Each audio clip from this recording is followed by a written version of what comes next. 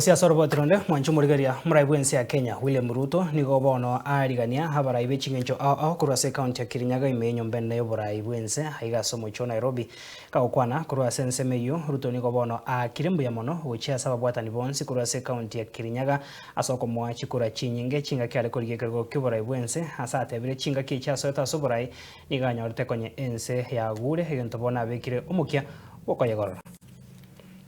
Wacha nirudie mambo nimesema mbeleni. Watu wa Kirinyaga, mimi nasimama mbele yenu kusema asanteni sana kwa kura zenu. Asanteni sana kwa kunipatia nafasi ya kuwa kiongozi wa taifa letu la Kenya. I don't take it for granted.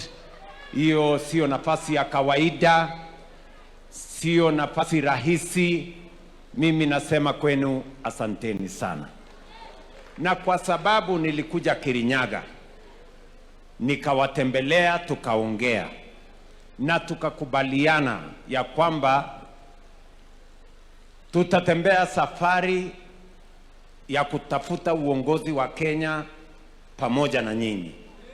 Na hiyo nafasi mkanipatia, na mkanipatia maagizo, si ndio? Muliniambia kuna kazi lazima ifanyike. Na mimi nataka, kwa sababu mimi ni mfanyikazi wenu kwa kura zenu, nataka niwapatie na kidogo ile kazi tulikubaliana na nyinyi mahali hiyo kazi imefika. Si ndio? Mlinipatia kazi. Mliniambia mambo karibu 5. Ya kwanza, mliniambia mambo ya uchumi. Mkaniambia nipange uchumi. Nyinyi mnaelewa. Wakati huo 2022 uchumi ya Kenya ilikuwa mahali pagumu sana.